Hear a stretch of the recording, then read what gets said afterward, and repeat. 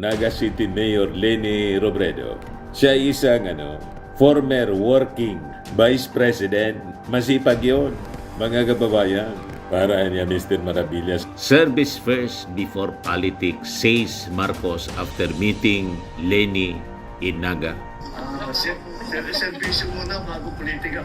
The most political thing that we did today, I wore my pink socks.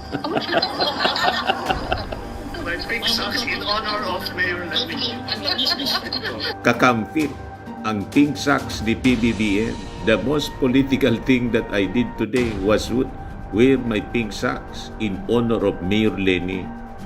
Biro pa ng Pangulo. Sabay post nito, kakamping is out, kakamfit is in. Ayan kasi, all smiles yan. Tawa si dating Vice President. Nagpapagang mga balita at pagtalakay sa mga isyu ng lipunan. Bulsa! Opinyon, banat at paglalantad sa katotohanan. Bulsa! What you see is what you get. You decide. Hello po mga kababayan, si Dante Maravillas. Matindi, trending yung pink socks ni President Bongbong Marcos kanina. Hindi makamove on po yung mga DDS. Yung mga DDS influencers. Pilit na sinisiraan nila si PBBM at saka si Mayor and former working Vice President Leni Robredo. Nakita niya, Mr. Maravillas, parang may emphasis sa iyong pananalita na former working Vice President. Yung present Vice President kasi hindi man working, always vacationing, always traveling instead of working.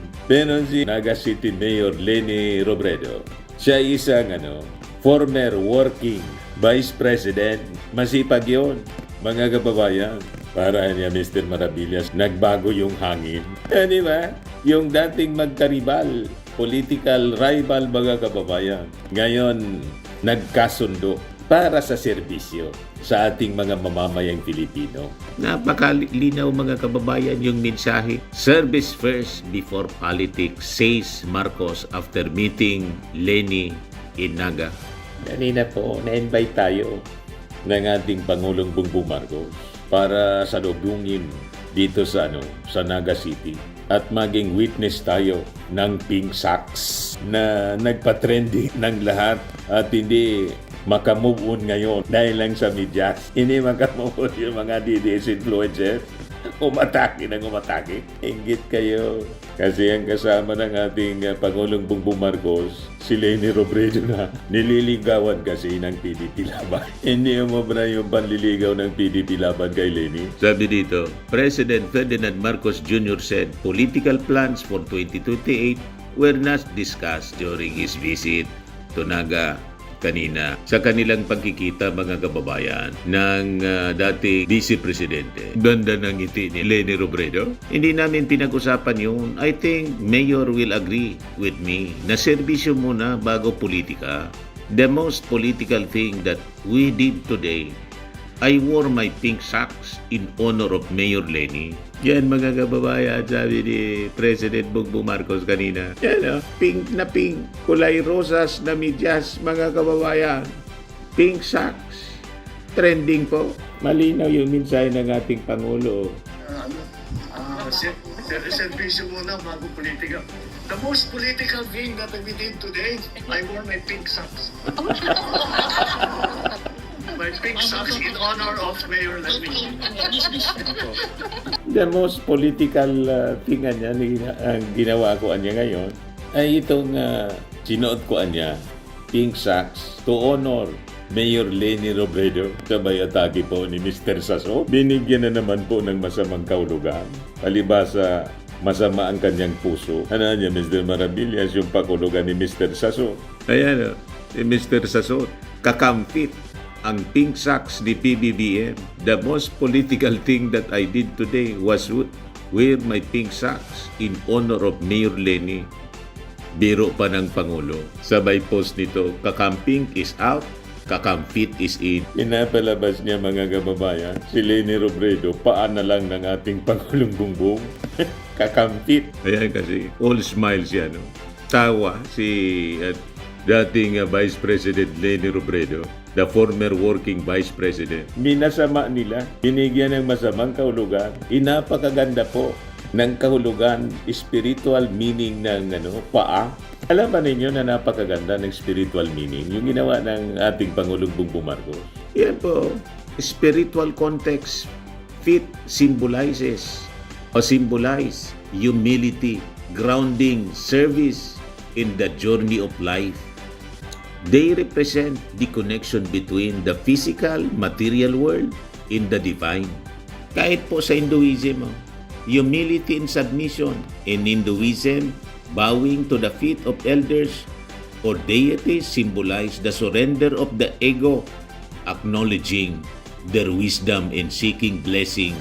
Kita ninyo, kaya blines si Leni Robredo, binigyan po ng 500 million, di ba? Para maipaayos po yung JCM Robredo Coliseum.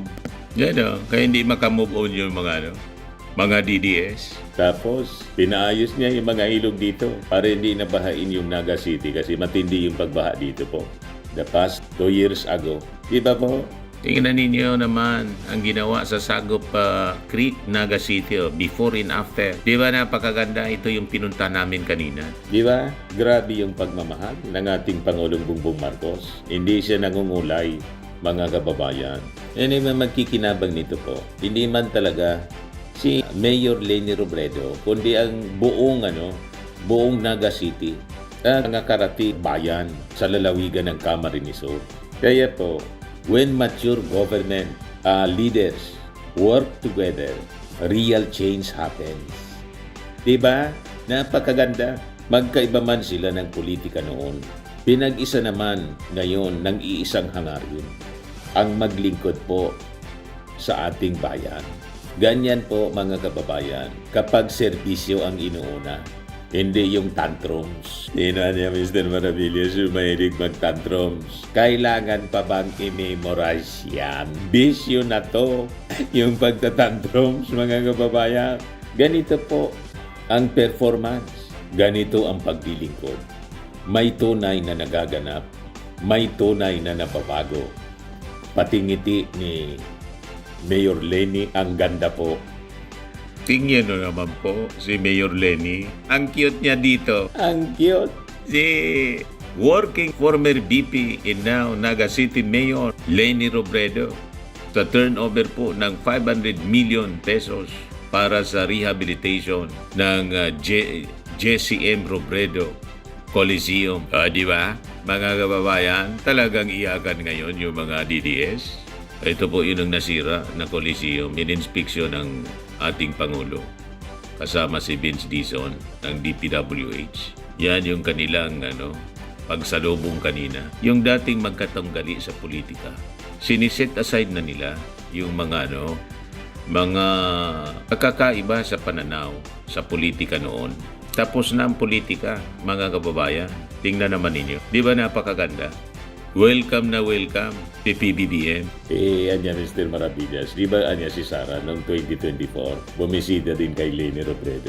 Hindi man yun imbitado, bigla lang pumunta, nasurpresa nga po siya, na-surprise si Leni Robredo. Yan yung mga balita September, ginulat siya, BP Sara Pace, BP Leni, surprise visit to Naga. Gate crusher. Hindi man imbitado, biglang pumunta. O, di ba? Kaya iyakan ngayon, mga kababayan, yung mga DDS, siniraan ni Saso. Minamasama yung pagsuot pati ng ating Pangulo ng pink socks. Ang paa po ay simbolo ng humility. Hindi yung apak-apakan tulad na gusto ninyong palabasin ng mga nag-react doon sa post ni Saso na kakampit. Imbis daw kakamping, kakanfit na, kakampit. Sabi pa dyan, path of service, seva. Washing feet is a profound biblical and universal gesture of hospitality, humility, and loving service. Grounding and connection. As the lowest part of the body, yung paa daw, feet connect humanity to the earth, anchoring spiritual energy in the physical realm. At sagrado siya, sacredness and divine energy, often referred to as lotus feet, In Eastern tradition, they are considered pure in the source of divine grace. Sa spiritual journey, mga kababayan, feet represent the physical movement in life, symbolizing the steps taken on one's spiritual path. Nga may kanta tayo po mga kababayan, napakaganda yung lyrics. Yung walk with faith in your heart. Iba po, napakaganda. Narinig na ninyo yun na kantang walk with faith in your heart. Yung paa, ginagamit natin sa paglalakad. So maglakad niya tayo with faith in your heart. Di ba? Walk with faith in your heart. You'll never walk alone. For with faith in your heart, the world is your own. You never will grieve if Him you believe and walk with faith in your heart. Di ba, Mr. Sazor? Napakanta ka niya tuloy, Mr. Maravillas. Binigyan ng masamang kaulugan yung pagsuot ng pink socks ng ating Pangulo. Kakampit daw. Kakampit is in para tapak-tapakan, sabi naman ng nag-react. Apak-apakan daw. Hindi ninyo kasi naintindihan yung spiritual meaning ng paa. Kung wala kang paa, makalakad ka. So napakahalaga ang paa. At yung paa ng ating Pangulo, sinuotan niya ng pink socks. Di ba? Nasabi ng ating Pangulo, I did niya to honor Mayor Leni Robredo, which is a symbol of humility ng ating Pangulo. Mismo siyang pumunta sa mayor na dati niyang katunggali sa pagkapangulo. Di ba napakalinaw na humility? Humble man talaga po ang ating Pangulo, hindi mayabang. Kahit kanyang karibal, political rival sila, pinuntahan niya para sa ngalan ng serbisyo sa ating mga mamamayang Bicolano. Di ba? Kung iba po, ibang politiko na bindiktibo, ay hindi po vindictive yung ating Pangulong Bongbong. Alam na ninyo kung sino yung vindictive na ang sabi, kumandaan niya kayo pag nanalo. Yan kung makapanalo. Kung ma-impeach. Di ba? What if hindi na umabot sa pagkandidato? Disqualified. Ngayon pa lang po, malinaw ang kanilang pagbabanta. Kumandaan niya kayo, mga congressman. Ang pipirma, sabi ni Daryl Yap, tuloy ang impeachment, sabi Congressman Benny Abante kanina. Yung ating Pangulo, hindi yan, hindi siya vindictive. Alam naman ninyo yung kampanya kung gaano kainit noong 2022. Pero kinalimutan sa ngalan ng serbisyo. Si Sara, lahat politika ang bukang bibig ngayon after na mag-declare na tatakbo siya sa pagka-presidente. Lahat na lang politika yung lumalabas sa kanyang bibig. Yan 16 minutes ago pa lang, ABS-CBN News, Vice President Sara Duterte barred that she already recruited last year her running mate for 2028 elections but declined to reveal the name to protect the person. May nirecruit ako, hanggang dyan lang sasabihin ko, paduda na naman po. Nirecruit ko siya last year, kaso wag muna natin siyang pag-usapan. Protektahan natin yung tao hanggang sa makapag-desisyon siya kung anong gagawin niya sa karera niya. Pabitin-bitin para abangan ng mga tao, ng mga taga-media. Lahat lang pansarili. Puro politika, walang serbisyo. Pero anong sabi ng ating Pangulo? Hindi namin pinag-usapan yon, yung politika. I think Mayor will agree with me na serbisyo muna bago politika.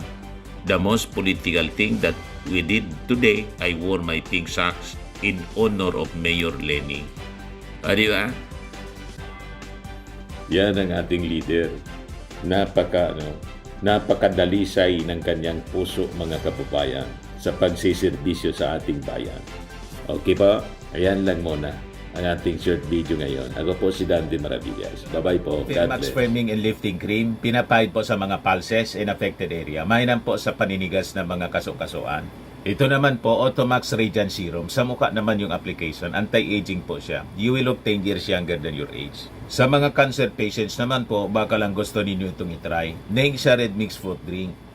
Hindi mo po siya gamot, food supplement siya. Kaya lang, gawa siya mga kababayan sa goji berry. Yung goji berry may anti-cancer properties. O ngayon, yung mga inquiries ninyo, dumiritso na lang kayo sa aming messenger sa Facebook para masagot namin agad.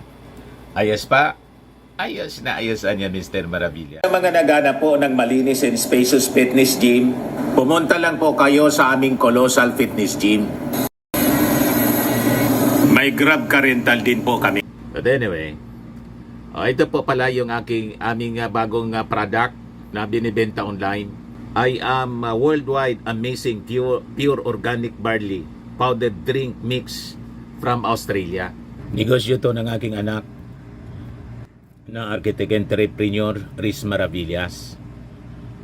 Ayan po. Kontakin na lang po ninyo siya, Riz Maravillas on Facebook. Ang mga health benefits niya, boost immunity, improves digestion, enhance energy levels, packed with antioxidants, prevent cancer. Ito naman po yung bago naming product na binibenta online. Eye Glow Serum, whitening po siya. Tingnan ninyo yung epekto sa aking anak na architect before and now. Yung mga inquiries po ninyo, dumiretso na lang kayo sa kanyang Facebook account, Riz Maravillas.